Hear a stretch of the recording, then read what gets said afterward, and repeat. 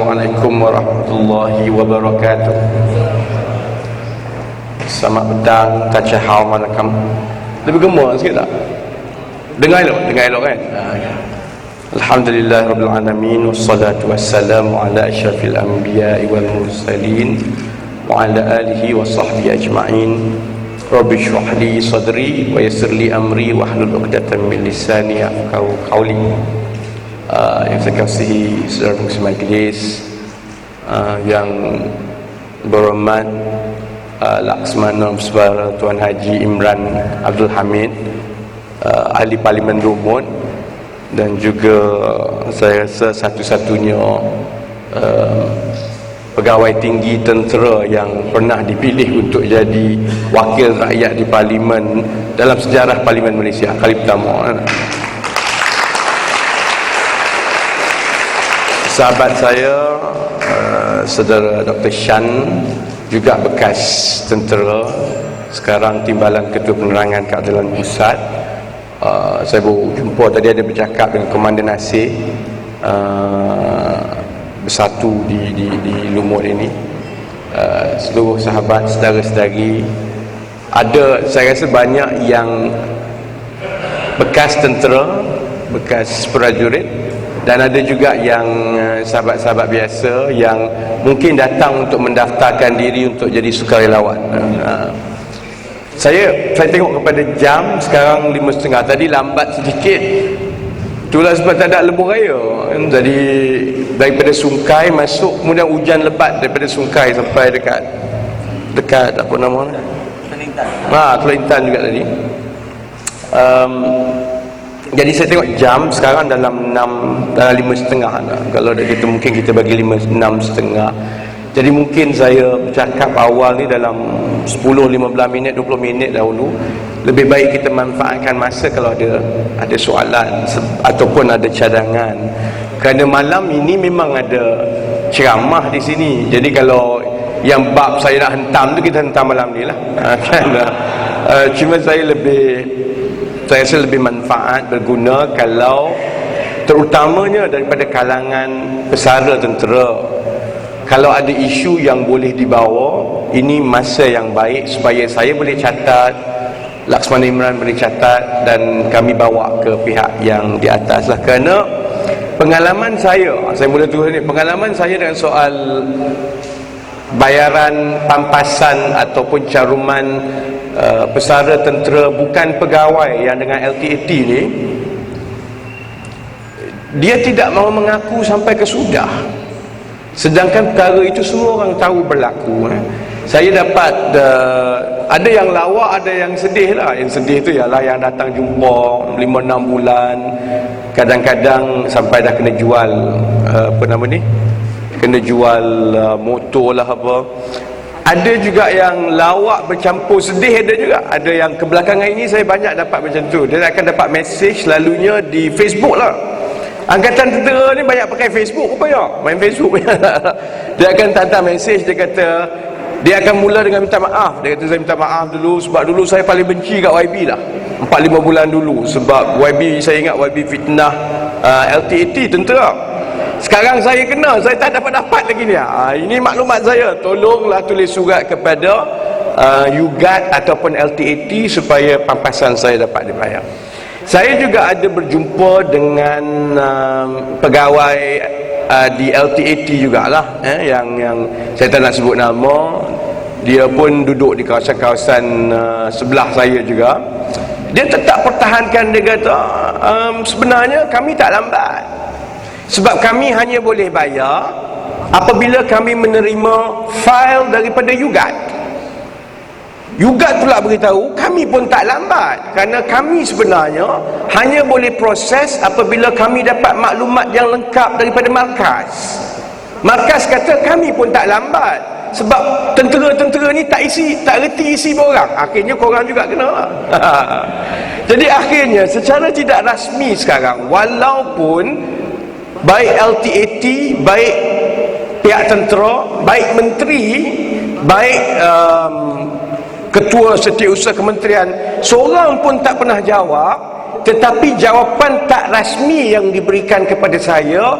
Masalahnya ialah kerana pesara-pesara tentera kita tidak berdisiplin, kerana tidak mengisi borang ataupun dokumentasi yang nak bersara secara lengkap, menyebabkan apabila dia telah bersara juga nak proses banyak tak lengkap.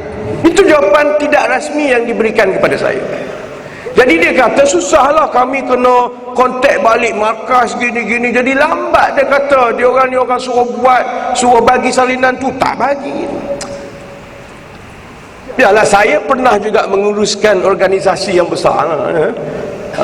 Saya pernah berada di jawatan yang dalam jabatan saya ada 2,000 orang kaki tangan seluruh dunia yang saya uruskan. Masalahnya, kalaulah sekarang ini tahun 2016, soal maklumat atau butiran kaki tangan ataupun askar, kalau semuanya itu saya diberi gambaran semua masih lagi dalam bentuk manual, kena isi borang, dan oleh kerana borang tu tertinggal sanalah, tak lengkap lah, sehingga menyebabkan bayaran terlewat sampai 2 bulan, 6 bulan, 7 bulan, saya tak boleh terima lah. Ini zaman yang sebenarnya di banyak tempat lain ataupun organisasi lain, zaman yang orang tak masuk pejabat pun. Kalau kaum wanita, sebenarnya zaman orang buat kerja daripada rumah, boleh buat kerja daripada rumah. Di negara-negara lain tak timbul soal isteri ataupun kaum wanita hamil, mengandung, tak boleh bekerja ataupun susah nak buat kerja, dia tak payah masuk pejabat, memang dia buat kerja kat rumah. Jadi apabila saya diberi gambaran bahawa masalah ini ialah kerana masalah kertas, saya tak boleh terima. Masalah kertas maksudnya kita nak berperang, ini angkatan tentera laut ni, kita nak beli kapal selam lah, sekarang nak beli lagi apa benda nak beli dengan China saya tak tahulah, nak belanja sampai 14-15 bilion, tetapi kita tak boleh urus soal fail penggajian dan kaki tangan yang menyebabkan bila dia bersara dia tak dapat. Sebab apa? Sebab dia tak isi borang penuh. Lepas tu saya nak panggil markas sana semua, macam seolah-olah itu masalah paling besar dalam dunia. Sedangkan semua ini boleh diselesaikan dengan mudah. Saya tahu ada wakil-wakil Kementah semua ni tak? Risik pun ada. Tolong sampaikan kepada pimpinan atas. Saya tak boleh terima kalau dimaklumkan kepada saya, dan itu gambaran tidak rasmi. Sebab jawapan rasmi pihak atasan Angkatan Tentera tak nak jawab. Dia nak saman. Bila dia saman, sekarang dia minta pujuk supaya selesai keluar mahkamah. Saya tak nak, saya nak masuk mahkamah. Sebab saya nak panggil setiap seorang general, terutamanya general bersara. Saya nak panggil, letak dia ke atas. Atas masuk kandang saksi. Sebab kamu dapat pangkat dan gaji lepas kamu bersara, dahlah gaji kamu pencen tinggi, kamu dapat lagi imbuhan, lembaga pengarah kiri kanan atas bawah semua hidup, tapi kamu tak boleh bersuara untuk, bukan pesara, bukan yang dapat pencen pun, orang yang simpan wang dipotong duit 18 tahun, bila dia bersara dia tak dapat wang dia pada masa yang tepat, kamu tak boleh bersuara. Yang itu saya tak boleh terima. Sekarang ni dia pujuk saya, peguam dia, alah kita selesai luar mahkamah je lah, gitu gini. Tak. Saya akan bawa ke mahkamah. Lagipun kalau saya kena masuk kat dalam 4-5 bulan lagi, saya kena saman seberapa ramai orang, sebab saya nak keluar tiap-tiap minggu, ada kes boleh keluar daripada Jadi setakat ini tidak ada yang bagi jawapan yang rasmi dan tepat kepada saya. Kalau isu penggajian tidak boleh diselesaikan dengan cepat, sedangkan ada organisasi yang 200-300 ribu orang kaki tangan yang jauh lebih ramai daripada Angkatan Tentera kita, semua diselesaikan dengan komputer je sekarang, berhenti, esok tu lepas sign 2-3 benda terus wang masuk dalam bank, maknanya kita ada masalah.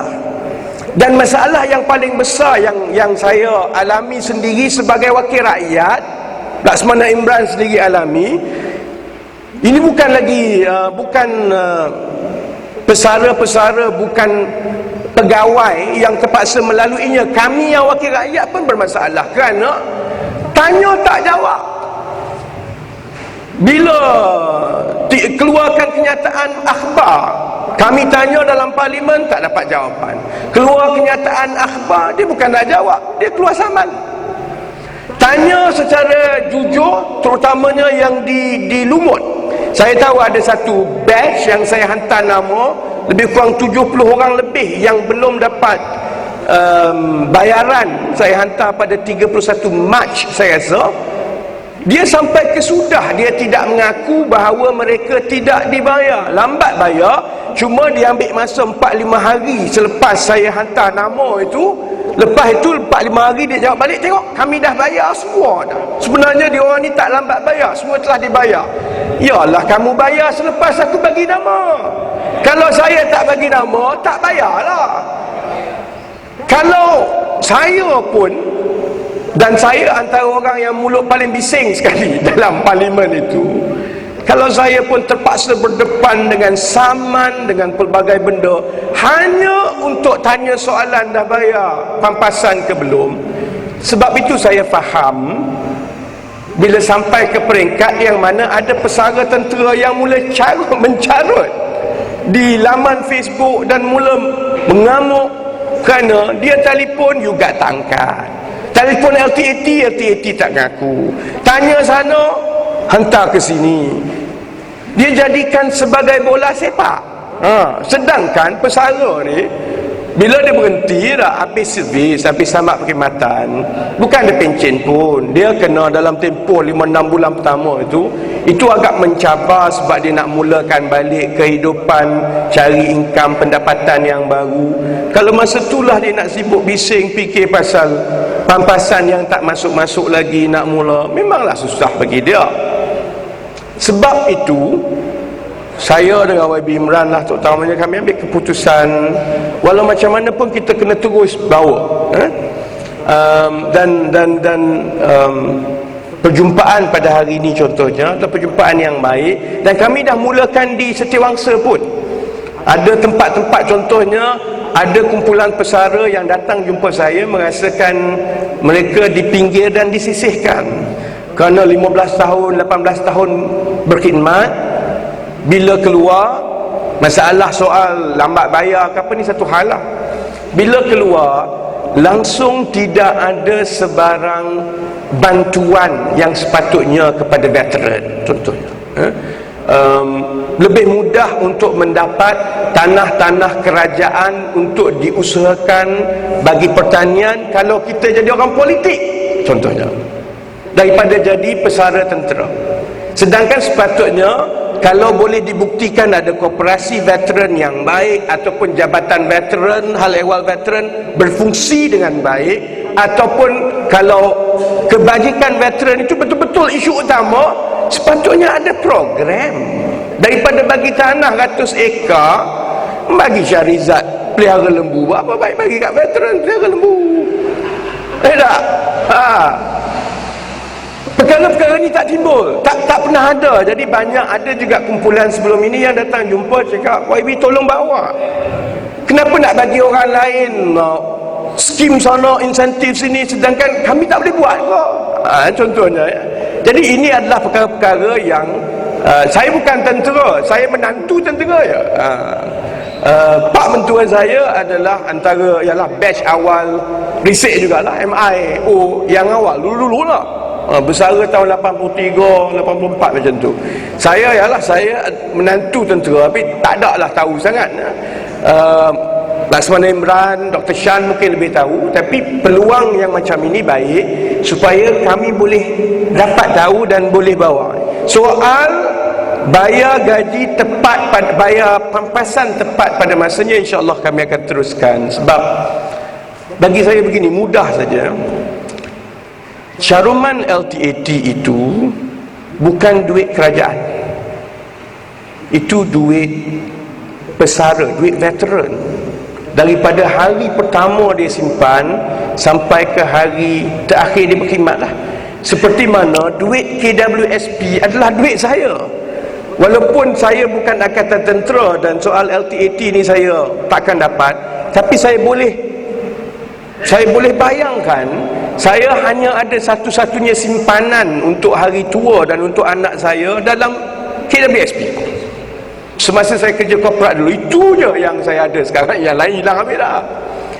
Kalau contohnya saya cukup umur persaraan 50 tahun, saya nak keluarkan, dia banyak cekadak, 5-6 bulan dia bagi alasan. Memang saya mengamuk. Sebab bukan duit dia, itu duit saya. Kalau saya ada pilihan, saya simpan tempat lain lah. Saya simpan bawah bantal ke, tapi saya tidak ada pilihan, kerana undang-undang menetapkan gaji kita kena potong. Saya tak ada masalah. Sebab kalau tak potong mungkin hilang, mungkin kita tak simpan. Tapi bila sampai tempoh matang, tamat perkhidmatan, kena bayar. Tak boleh ada alasan, tak boleh lewat. Bagi saya paling lambat seminggu kena bayar. Lagi lebih daripada seminggu memegang wang simpanan orang yang dia dah simpan 18 tahun, bagi saya itu zalim. Mudah. Itu cara saya melihatnya, ya. Baik, jadi yang itu kami akan tanya. Begitu juga satu lagi isu yang selalu dibawa ialah soal potongan 15%, sumbangan 15% yang sebelum ini diberikan oleh kerajaan kepada pesara yang pegawai lepas 18 tahun ni dah. Apabila dia terima pencen, sumbangan 15% daripada caruman 15% yang selama ini dimasukkan LTAT oleh kerajaan tak dapat kepada pegawai, malah dipulangkan balik kepada kerajaan. Ini semua isu kerana dia soal kenapa prajurit skimnya begitu, kenapa tidak pula skim yang kaki tangan awam biasa begitu. Kaki tangan awam tak pula macam itu. Jadi kita kena selaraskan supaya dia tidak membezakan di antara prajurit, kaki tangan awam dan lain-lain. Banyak lagi isu. Baik, saya tengok jam ni, saya nak ambil 5 minit sikit je lagi, nak sentuh 2 lagi perkara. Perkara kedua yang kenapa saya terus bawa soal LTAT, LTAT. Orang selalu tuduh saya, dia kata saya ni kuda tunggangan DAP lah. DAP ni tunggang semua orang. Daripada Anwar Ibrahim, kemudian kepada Hadi Awang, dulu arwah Nik Aziz, Tunggu Nik Aziz, sekarang dia tunggang Mahathir. Pula dah kan, dia tunggang semua orang. Orang selalu tuduh saya, kata saya cuba nak merosak dan memusnahkan institusi yang Melayu. Dia kata tabung haji pun dia tak suka, LTAT pun dia tak suka, MARA pun dia tak suka.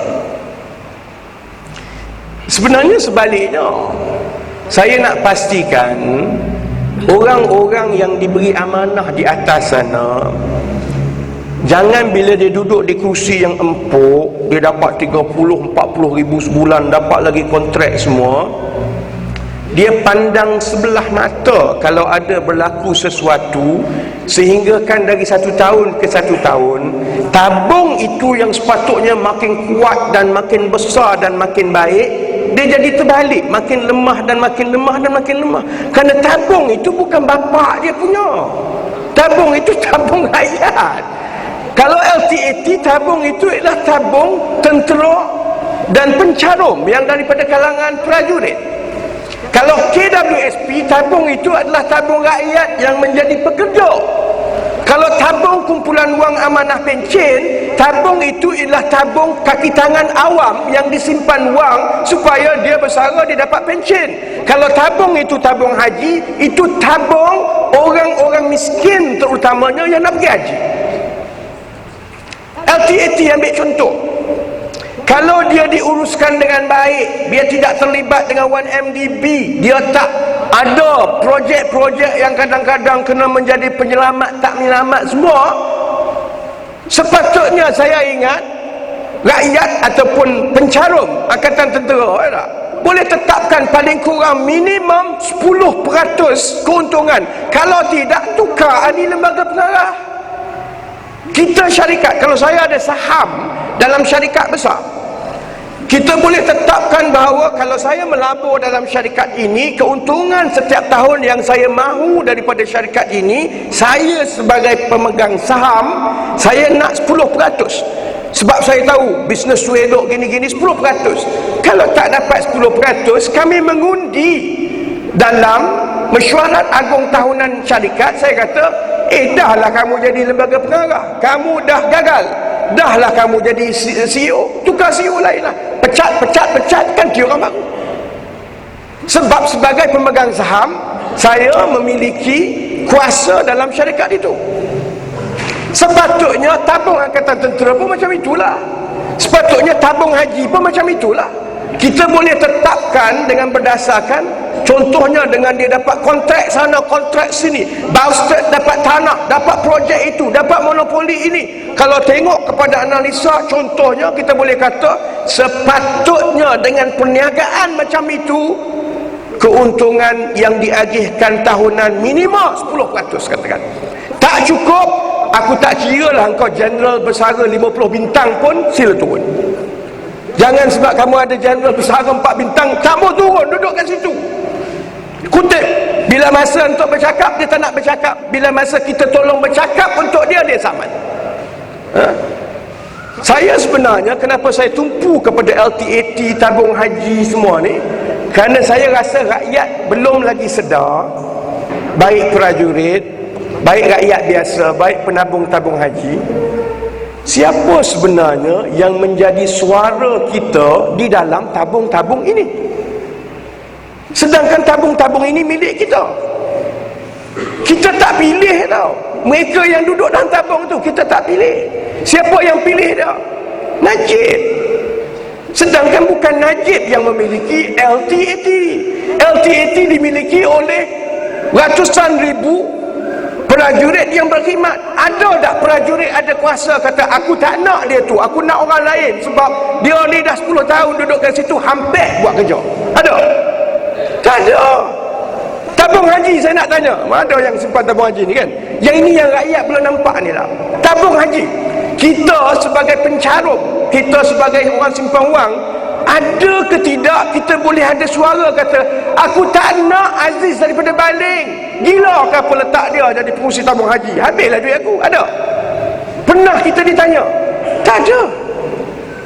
Dia pilih ikut suka dia. Siapa yang rapat, siapa yang disuka, dia gunakan jawatan-jawatan amanah di dalam lembaga tabung haji, di dalam lembaga tabung angkatan tentera. Jawatan ini yang datang dengan imbuhan, dengan gaji, dengan kelebihan, dengan boleh bagi kontrak, digunakan ini sebagai imbuhan politik. Sedangkan jawatan itu adalah jawatan amanah yang sepatutnya dipilih oleh pencarum. Itu konsep dia. Kalau ada 5 juta pendeposit tabung haji, paling kuranglah mestilah ada wakil yang mewakili 5 juta pendeposit tabung haji. Ada? Tak ada. Dia letak siapa? Dia letak UMNO Totok semua kat situ. Tak cukup dengan dia letak UMNO Totok, dia letak peguam negara jadi ahli lembaga pengarah tabung haji. Apa kena mengena peguam negara dengan pelaburan tabung hajinya? Apa? Dia itu tahfiz yang boleh tafsir Quran lah, dia duduk kat situ. Yang saya marah sebenarnya ialah kerana tabung-tabung rakyat telah disalahgunakan sebagai bahan dan tempat untuk memberi dedak kepada orang yang akan jilat dia lepas itu. Sebab itu bila dia duduk dekat situ, dia tak fikir dah pasal pencarum. Dia fikir apa pasal pesara tentera yang 6 bulan tak dapat pampasan. Bukan dia kira pun. Sebab dia duduk di situ, dia rasa atas lantikan Perdana Menteri. Dia tak fikir bahawa aku duduk di situ adalah atas amanah supaya aku boleh jaga amanah pencarum angkatan tentera biasa, rakyat prajurit biasa yang nakkan aku jaga duit tu supaya tak disalahguna. Konsep dia, saudara-saudari, adik kakak, sahabat-sahabat, konsep dia dah lari.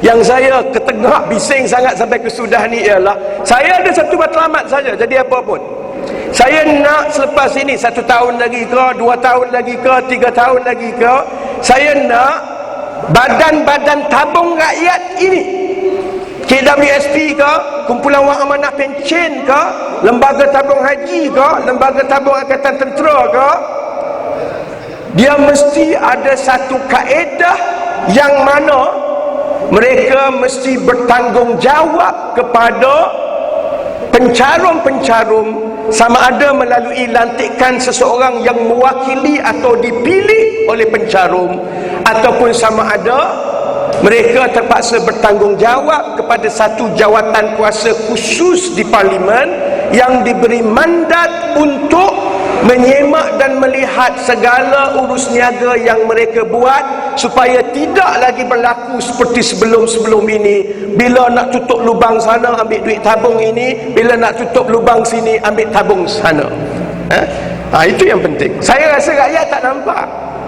Sebab kita hidup dalam 60 tahun, kita ambil mudah bahawa seolah-olah ahli lembaga pengarah yang dekat tabung-tabung ini memang hak Perdana Menteri untuk letak siapa-siapa. Tak betul. Lembaga pengarah itu adalah wakil kepada pencarum. Yang patut pilih mereka ialah pencarum. Kalau kita ada masalah macam mana nak memilih, kita boleh cari kaedah-kaedah, tetapi yang paling penting pencarum. Mesti ada suara di dalam tabung-tabung itu, seperti mana pemegang-pemegang syarikat saham ada suara di dalam syarikat-syarikat yang saham dipegang oleh mereka. Baik, itu yang perkara kedua. Sebab itu contohnya sekarang ini prestasi dan juga keuntungan tabung macam LTAT langsung tidak berada di dalam kawalan pencarum-pencarum. Kalau tahun ini dia umum, dia kata dengan ini saya mengumumkan 6%. Tengok je lah klip-klip. Syukur, paling kurang Malaysia masih aman. Jawapan dia macam tu. Kalau dia umum, minta maaf tahun ini sebab macam-macam masalah, caruman keuntungan hanya 2%. Macam tu lah. Tak boleh apa dah, mengeluh saja lah. Allah, 2% je. Di tempat lain, kalau keuntungan itu jatuh lebih rendah daripada yang sepatutnya dan prestasi kewangan itu dianalisa dan dibentang dengan telus, kalau tak sampai prestasi itu, maka ketua CEO-nya ataupun ketua pengarah dia ataupun ahli-ahli lembaga pengarah dia, maka kena pecat lah. Mana ada yang pernah kena pecat? Lepas saya melalak dulu, tak kena pecat pun, kena tukar. Dan dalam kes tabung haji, bukan saja kena tukar, dia kena tukar untuk ambil syarikat yang lebih besar. Dia dah lubang sana tak tutup, dia pergi untuk gali lubang yang lebih besar mungkin, ya. Jadi itu perkara yang memang itu misi saya. Saya tak tahu ada berapa lama lagi kan, 3 bulan ke 6 bulan ke 7 bulan. Tapi kalau masuk pun, kalau saya keluar masih lagi tak berubah, saya bising macam inilah. Kerana mestilah amanah menjaga tabung-tabung ini dikembalikan kepada orang yang mewakili pencarum, yang pencarum boleh pecat lantik hukum. Dia tidak boleh, mereka ini adalah orang-orang yang dipilih oleh Perdana Menteri dan di luar jangkauan daripada pencarum-pencarum. Itu yang kedua. Saya dah tengok jam ni tak? Yang ketiga ni yang lebih besar lagi lah. Ini isu yang lebih besar daripada soal kebajikan angkatan pesara veteran, tetapi sudah tentu rapat dengan veteran kerana ia isu keselamatan negara, isu pertahanan. Bila pentadbiran Datuk Seri Najib bagi tanah di pangkalan udara Sungai Besi kepada 1MDB, dan kemudian sepatutnya diganti dengan satu pangkalan udara yang baru di Sendayan, dan juga perlu menaik taraf 7 lagi pangkalan udara di seluruh Malaysia, di Butterworth, di Gong Kedak, di Kuantan, di Subang, ya. Itu sudah satu perkara yang kita rasa ada benda tak kena, kerana soal pertahanan ini adalah soal yang tak boleh diambil mudah. Saya mungkin tak faham sangat, saya bukan askar. Saya askar dalam mimpi main askar macam tu. Saya memang minat baca buku perang, tapi baca buku je lah, perang tak benar lah.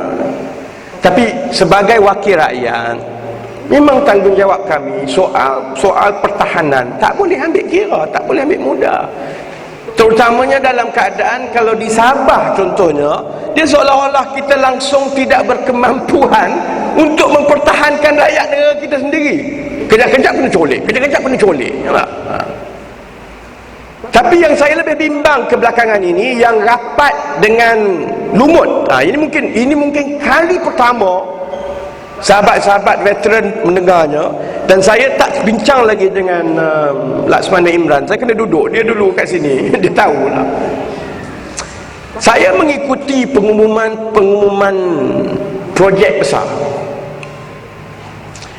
Kebelakangan ini ada banyak pengumuman projek besar berkaitan dengan tebus guna tanah, terutamanya di kawasan-kawasan strategik di sepanjang Selat Melaka. Baru-baru ini, saya rasa 2-3 bulan lepas, ada satu MOU, pengumuman projek bertebus guna tanah yang besar. Kalau tak silap saya, di seluruh kawasan Lumut ini, pesisir pantai, yang melibatkan syarikat Cina lagi lah. Saya agak bimbang sebab saya tanya soalan ini dan belum pernah terjawab itu. Saya tak faham apa istimewanya sangat tanah-tanah,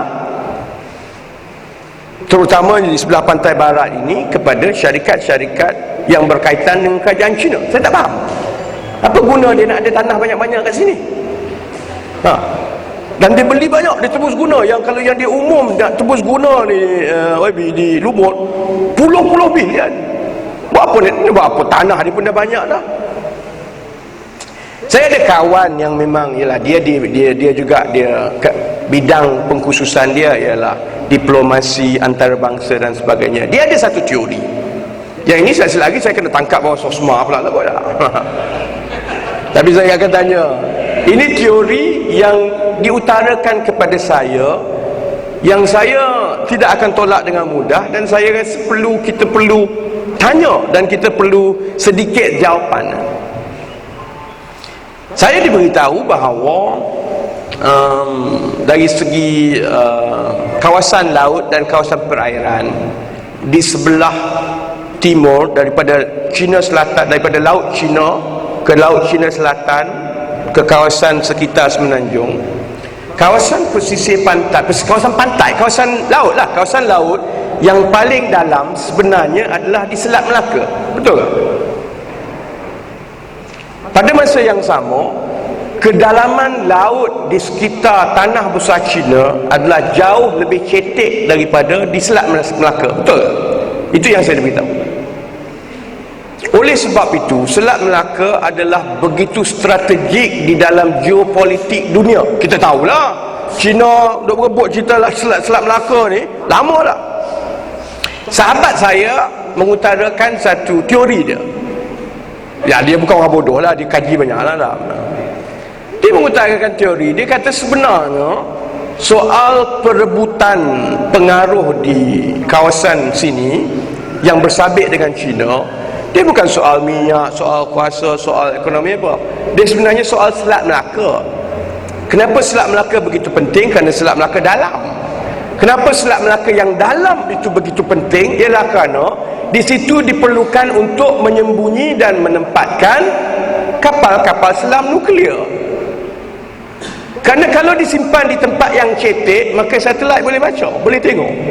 Jadi kapal, saya tak pernah tahulah, saya tak pernah naik kapal selam.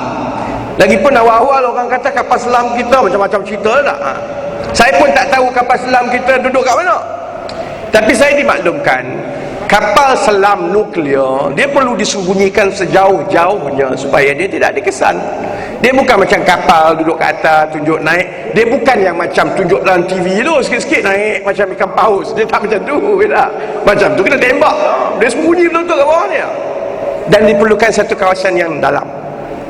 Dan kawasan yang dalam dan sesuai itu ialah Selat Melaka. Ini teori diplomatik, teori diplomasi politik antarabangsa yang diutarakan oleh sahabat saya yang memang pakar dalam bidang itu.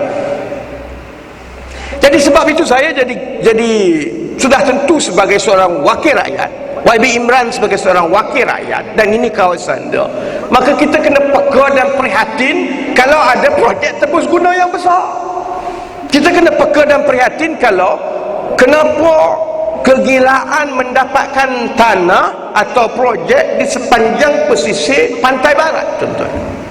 Saya akan tanya dan utarakan soalan sama macam saya tanya dan utarakan soalan mengenai kenapa pampasan lambat dibayar. Saya nak tanya, apakah itu pertimbangan diplomasi kita dengan kerajaan China?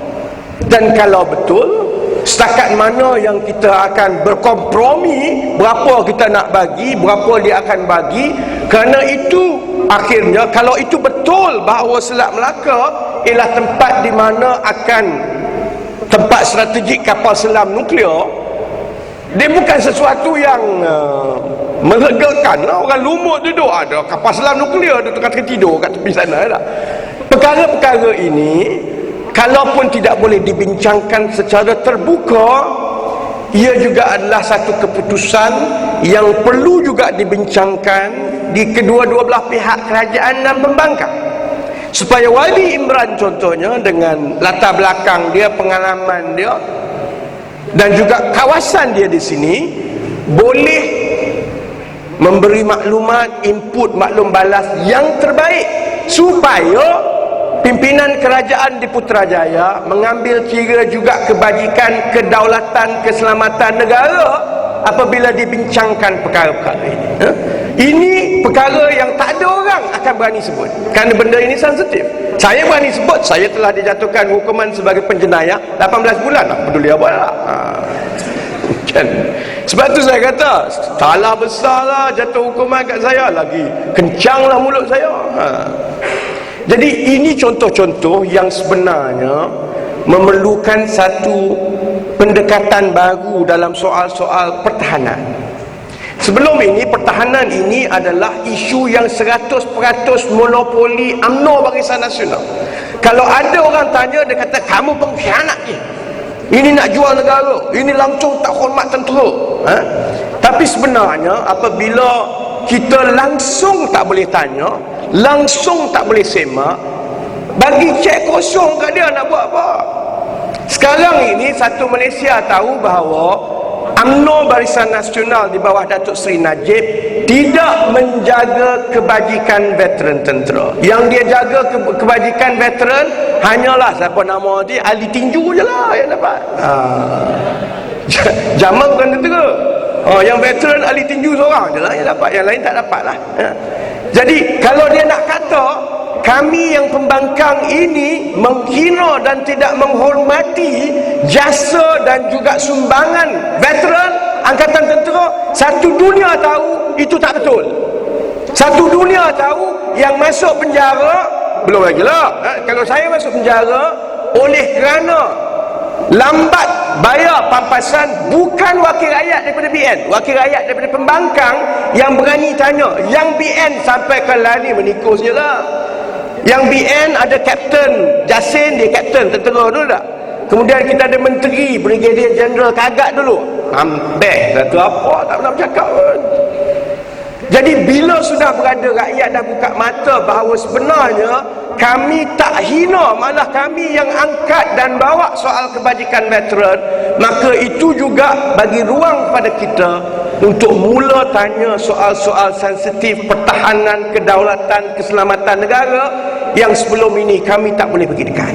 Jadi sebab itu saya nak tutup begini sebelum saya buka. Kalau ini kesempatan terakhir saya berada di Lumut sebelum saya pergi bercuti lah. Cuti. Saya nak rakamkan sepenuh rasa terima kasih kepada sahabat-sahabat. Kerana kalau tidak, kerana sebahagian besar daripada nama yang disenaraikan itu adalah daripada Lumut. Kalau tidak kerana veteran daripada Lumut yang bawa isu kepada Laksmana Imran, yang bawa kepada saya, kita tidak boleh mengubah persepsi rakyat mengenai soal kebajikan veteran, soal pertahanan, soal keselamatan. Selama ini benda itu kami tak boleh sentuh. Sekarang ini kami boleh sentuh dan kami boleh tanya seperti mana yang kami tanya mengenai 1MDB, seperti mana kami boleh tanya tentang GST, seperti mana kami boleh bongkarkan tentang lembu pondok, macam tu. Sebelum ini tak boleh. Jadi bila keadaan itu berlaku, maknanya insya-Allah saya yakin kebajikan veteran akan jadi lebih baik dan terjaga lepas ini. Wang veteran dalam tabung angkatan tentera insya-Allah akan berada dalam keadaan yang lebih baik kalau kita berjaya pastikan lembaga pengarah dan juga keamanahan itu dijawab kepada pencarum. Dan yang paling penting, kita juga boleh pastikan paling kurang negara kita tidak dijaja ikut suka dia sahaja. Sebelum ini kalau saya jawab masuk sosma. Sekarang saya tak rasa dia berani dah, kerana rakyat tahu ada benda yang perlu ditanya. Dan semua itu bermula kerana sahabat-sahabat daripada Lumut ambil pendirian berani, berjumpa dengan wakil pembangkang dan serahkan isu ini kepada wakil pembangkang di Parlimen untuk kami bawa. Yang patut terima kasih bagi pihak kami ialah kepada saudara-saudari. Yang soal penjara semua tu biasalah. Isteri saya kata, wah nasib baik 18 bulan bukan 3 tahun. Kalau 3 tahun naya lagi. Itu biasalah, itu asam garam.